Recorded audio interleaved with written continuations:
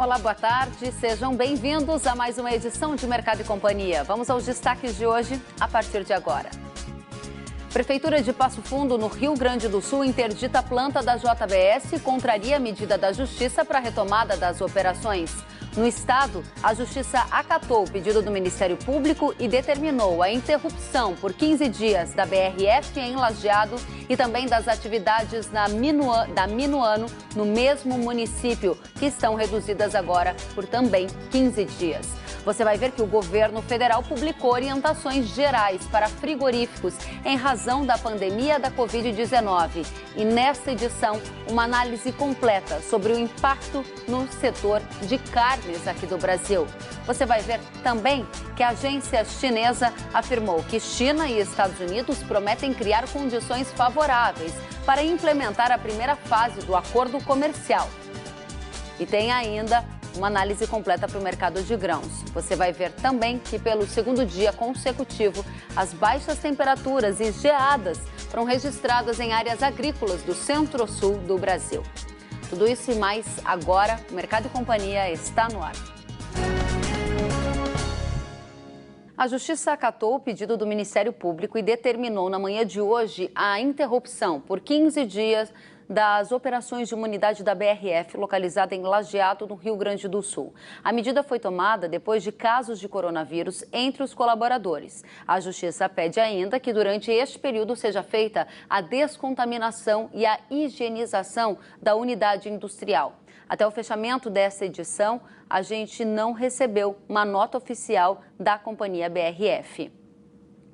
A Justiça acatou o pedido do Ministério Público e determinou a suspensão parcial das atividades da companhia Minuano de Alimentos por 15 dias em Lajeado do Rio Grande do Sul, sob o argumento de evitar o risco de contágio da Covid-19 entre os colaboradores da processadora. A Justiça determinou a redução de 50% da atividade humana na linha de produção por um período de 15 dias. Nós procuramos a direção da Minuano, que preferiu não comentar a decisão.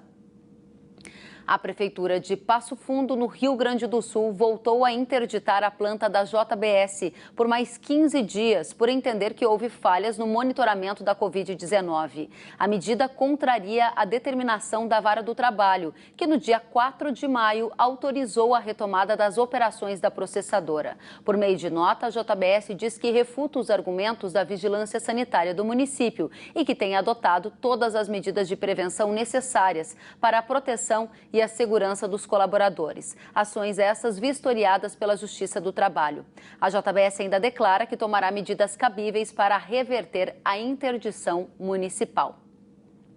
A Associação Brasileira de Proteína Animal, a ABPA, a Associação Gaúcha de Avicultura, ASGAV, e o Sindicato de Produtos Avícolas no estado do Rio Grande do Sul receberam com indignação as interdições impostas às unidades frigoríficas gaúchas de Lajeado e Passo Fundo. As entidades alertam sobre o grave risco que as ações impostas com base em decisões emocionais poderão gerar a toda a comunidade e ao país, especialmente no quadro atual de quarentena determinado para o enfrentamento da epidemia da Covid-19, com a paralisação da produção de alimentos, ao risco, de acordo com a BPA, de inflação, de desabastecimento de unidades unidades fechadas. Isso pode significar ausência de produto nos supermercados que promovam uma diminuição da oferta de alimentos no futuro, e isso levaria a um caos social, de acordo com a BPA. E como forma de prevenir e diminuir o contágio da Covid-19 nos frigoríficos brasileiros, os Ministérios da Saúde, Agricultura e Economia publicaram ontem um documento conjunto com medidas de prevenção aos trabalhadores e empregadores. Vamos acompanhar. No documento de orientações gerais, os Ministérios da Saúde, Agricultura e Economia indicam os cuidados para a identificação e afastamento de trabalhadores com suspeita de contaminação, as medidas de higiene e distanciamento que devem ser adotadas e os cuidados nas áreas de refeição e no transporte fornecido pela empresa. O documento ainda reforça a importância de evitar aglomeração de trabalhadores na entrada, saída e durante a troca de roupas e o uso de máscaras de proteção facial. Além disso, há trechos de orientação sobre os procedimentos de contingência da planta em casos de identificação de trabalhadores sintomáticos ou confirmação da Covid-19 e orientações para a retomada das atividades. Vamos já conversar com o governo. Quem está conosco é o José Guilherme Leal, secretário de Defesa Vegetal do Ministério da Agricultura. José Guilherme, muito boa tarde. Secretário, que medidas são essas e esse é um marco para gerar segurança jurídica no setor? Boa tarde. Esse documento foi elaborado com a equipe técnica do Ministério da Economia, Secretaria de Trabalho, Ministério da Saúde, Ministério da Agricultura, para ter um guia, seria o mínimo que as empresas teriam que cumprir para dar segurança aos seus trabalhadores, né? Preocupado com os colaboradores da empresa e também para uniformizar as ações que estão sendo feitas. Também ele pretende ser uma orientação para as equipes da saúde locais, municipais, estaduais, para que elas possam ter também uma base do governo federal, né, que foi construído com base, né, com especialistas, sobre as recomendações mínimas que as empresas têm que implantar para garantir a continuidade. Quais são as atividades com segurança para os colaboradores? Agora, o que eu gostaria que o senhor deixasse claro para a gente é que força tem esse documento publicado pelo governo federal, à medida que a gente há pouco relatou essas divergências nas percepções, seja da justiça, seja da prefeitura, e um determina que as atividades vão voltar, o outro diz que as atividades não podem ser retomadas, e a gente está vendo uma grande insegurança jurídica, principalmente no Rio Grande do Sul. Esse documento tem o poder de clarificar a situação? Qual é o poder que esse documento tem, secretário?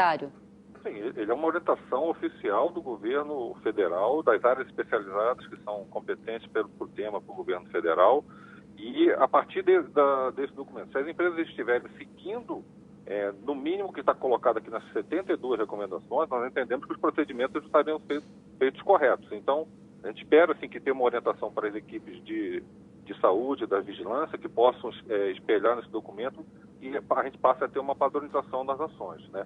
Agora, a judicialização desse tema, a gente não sabe bem com base em que avaliação técnica, ela é preocupante. A BPA, a gente acabou de ler uma nota da entidade, diz que as medidas estão sendo tomadas para garantir a segurança dos trabalhadores e também a continuidade das operações nas unidades frigoríficas. E a BPA ainda diz que se esse tipo de situação continuar a se repetir, pode acabar afetando o consumidor, que vai ver uma falta do produto na prateleira. O governo pretende tomar alguma medida mais enérgica nesse sentido, secretário? Olha, nós soltamos esse documento ontem, né? Ele foi elaborado, está divulgando ontem. Pretendemos, sim, conversar com as secretarias de saúde dos estados que estão com, vamos dizer, uma pressão maior, né? Por exemplo, Santa Catarina, Rio Grande do Sul. E, se for o caso, podemos, inclusive, procurar o Ministério Público para esclarecer a situação e tentar dar um nivelamento do entendimento desse tema. Secretário, a gente observou uma situação muito semelhante acontecendo nos Estados Unidos. Lá, cerca de 25% das plantas frigoríficas paralisaram as atividades e chegou um momento que o presidente da República precisou fazer um decreto para dizer que as unidades frigoríficas deveriam continuar funcionando. Essa é uma possibilidade que está no radar do governo federal ou a situação do Brasil é muito diferente da situação dos Estados Unidos, na sua percepção, secretário? Nós entendemos que a situação do Brasil é bem diferente, né?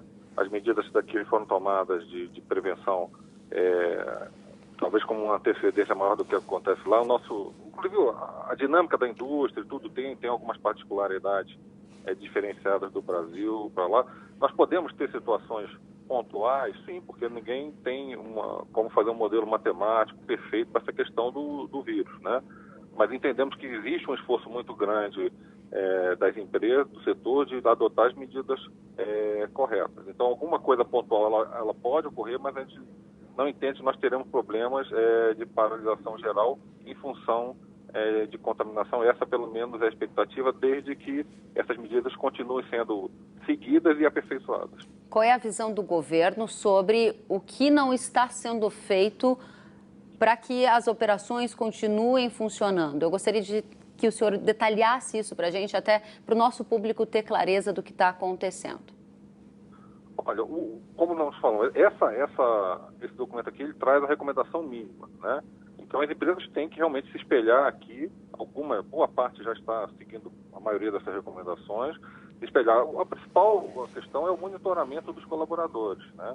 Verificar as pessoas com sintomas, afastar, evitar esse contágio e seguir o que está aqui em todas as etapas, na parte do transporte, reforçar a questão da higiene. A gente entende que fazendo isso, você evita diminui a possibilidade de contaminação dentro da atividade, tá? Que já é, na planta frigorífica, já é uma atividade com muita higiene, com vários cuidados, independente dessa questão da pandemia, já é característica. Agora, logicamente, a característica de cada município, como é que a doença vai evoluir em cada município, é uma situação particular que vai ter que estar sendo monitorada diariamente. Secretário, há pouco antes da gente começar essa edição, eu conversei com alguns especialistas do mercado de aves e suínos para entender a dimensão do problema aqui no Brasil e também quais são as principais dificuldades. E alguns mencionaram que medidas sugeridas, por exemplo, pelo Ministério do Trabalho, como maior distanciamento ou algumas mudanças dentro das unidades poderiam até dificultar a continuidade dos trabalhos dentro das unidades frigoríficas. Essa é uma possibilidade que o governo considera que pode acontecer mesmo? Não, nós entendemos que, seguindo essas recomendações aqui, você pode ter uma queda de produtividade, alguma redução na velocidade de abate, né? Mas é um momento que as empresas elas estão se adaptando, precisam se adaptar, mas não inviabiliza de forma alguma a atividade, o cumprimento dessas recomendações. Tá? O que disse a BPA de que isso, se de uma certa maneira acabar se replicando em outras regiões do país, ou se a situação do Rio Grande do Sul se complicar, pode acabar afetando o sistema de distribuição de carnes no Brasil, é algo que o governo acredita que pode de fato acontecer ou está longe disso?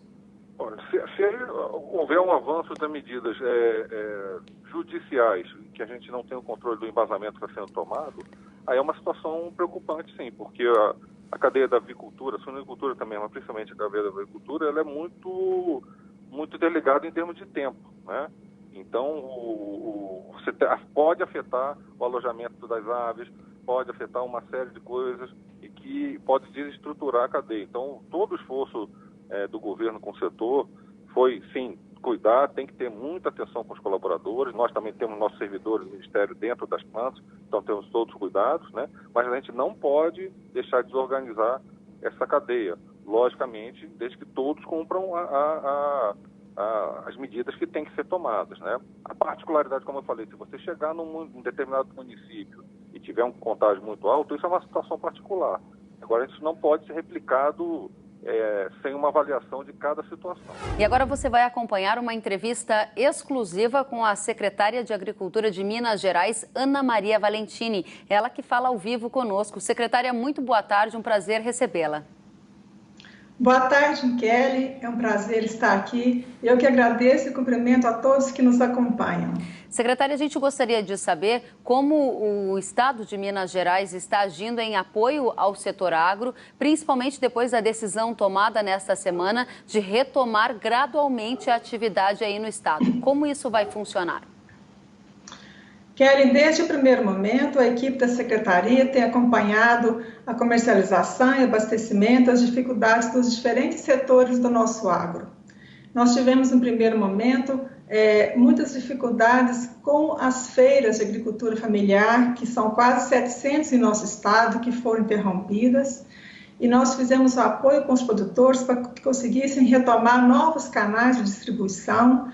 Isso foi feito também com o setor da piscicultura, porque era um setor que abastecia praticamente a restaurantes e bares, então nós fizemos uma reunião junto com a Associação Mineira de Supermercados para que criasse novos canais de distribuição do nosso pescado. O setor de laticínios também, num primeiro momento, muitos pequenos laticínios tiveram dificuldades, porque também atendiam bares, restaurantes e pequenos comércios, e houve uma tentativa de que o leite fosse direcionado para os grandes laticínios em parceria com o Sileng. Isso também foi um bom êxito em apoio aos nossos pequenos produtores de leite. Agora, secretária, há alguma medida econômica para auxiliar o setor do agro? A senhora mencionou que alguns laticínios estão com dificuldades, mencionou também o setor de flores, que é outro setor bastante atingido nesse momento de pandemia. Há algum socorro econômico para esses setores, secretária?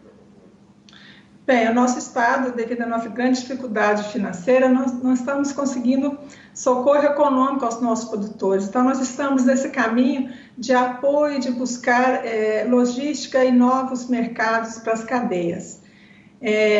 Também, para os pequenos produtores, agricultores familiares, nós fizemos com a nossa Emater, que é a nossa empresa de assistência técnica, um novo projeto para buscar, junto ao governo federal, recursos do PAA, que é o Programa de Aquisição de Alimentos com doação simultânea, de forma que os produtores possam ter seus produtos adquiridos e também a população em vulnerabilidade possa receber a doação desses alimentos. Secretária, desde ontem o governo de Minas Gerais tomou uma decisão que passa a valer para a retomada da economia em ondas. O que significa isso? De que forma atinge o setor agropecuário? O nosso programa Minas Consciente divide a essencialidade dos setores em diferentes ondas, também considerando o número de empregos daquele setor, a fragilidade, a vulnerabilidade perante a crise. E como todo o setor de alimentos já estava sendo contemplado no que nós chamamos que é a onda verde, que é o que já está funcionando no Estado, a floricultura é um setor que foi incluído nessa primeira onda que nós chamamos de onda branca. Principalmente dado a data, nós estamos aqui nos aproximando do Dia das Mães, que é provavelmente a data mais importante para o setor, e estamos então apoiando o setor com esse campanha que nós estamos chamando, Envia um Abraço em Forma de Flor, para que incentive o consumo de flores no estado e ao mesmo tempo que as pessoas possam elevar seu carinho com uma flor e assim manter o isolamento social, principalmente das mães idosas que estão no grupo de risco. E essas floriculturas foram incluídas, então, nesta onda e elas já estão com as atividades sendo retomadas, o que vai ajudar também o setor agropecuário na produção de flores. Se eu não estou enganada, Minas Gerais ocupa o segundo lugar no ranking de maior produção no Brasil, não é, secretária? Correto, o segundo lugar na produção e quase que 80% das flores do estado eram direcionadas para eventos, por isso que colocou o setor em grande dificuldade. O nosso programa, o Minas Consciente, é um programa de orientações e protocolos de segurança na saúde para que os municípios possam, com essa orientação, retomar as suas atividades. Lembrando sempre que a decisão final cabe ao prefeito, que tem mais condição de saber qual é a realidade do seu município, quantas pessoas que tem contaminada, como que está a sua condição hospitalar, para que o prefeito possa, então, aderir a esses protocolos e retomar as atividades econômicas nos municípios. Secretária, na edição de hoje, nós transmitimos aqui aos nossos telespectadores algumas notícias lá do Rio Grande do Sul, em que a Justiça ou a Prefeitura determinou o fechamento ou a paralisação, suspensão de trabalhos em algumas unidades frigoríficas. Isso levou a Associação Brasileira de Proteína Animal a emitir uma nota dizendo da preocupação de algum tipo de desabastecimento no setor de carne se outras medidas como essa se replicarem. Objetivamente, a pergunta é, no estado de Minas Gerais, está tendo esse tipo de ocorrência e como o governo está lidando? Não, por enquanto não. Nós ainda não temos até o momento nenhum relato de contaminação de nenhuma pessoa por Covid-19 que trabalhe nos frigoríficos do nosso estado. Isso é uma questão muito preocupante, não só pelo abastecimento, mas também porque caso os frigoríficos sejam fechados, nós vamos ter que fazer um abate sanitário com os animais que estão prontos para ir ao abate. Então, é uma questão muito delicada, que tem que ser vista de uma forma global, não só pelo abastecimento no final, mas também pela produção e pelas granjas que estão com suas aves ao ponto de serem enviadas para o abate. Mas, por enquanto, esse setor em Minas Gerais transcorre dentro da normalidade. Tem algum protocolo que o Estado de Minas Gerais tenha adotado, alguma regra clara do que deve ser feito a fim de que esse tipo de problema não ocorra no Estado? Sim, desde o primeiro momento, As próprias associações de frigoríficos, de aves, suínos do estado adotaram o protocolo não só nos frigoríficos, mas também nas granjas, primeiramente no transporte dos funcionários. Eu ainda conversava com um sinocultor que disse que triplicou os seus ônibus para que os funcionários fossem transportados com mais espaço, protocolos de higiene e segurança o tempo todo, a cada hora, todos os funcionários param para ir lavar as mãos, passarem álcool gel. Então, são vários protocolos de saúde que foram adotados nas granjas e frigoríficos do estado para que possam continuar funcionando. Sentiu falta de algum conteúdo? Acesse canalrural.com.br.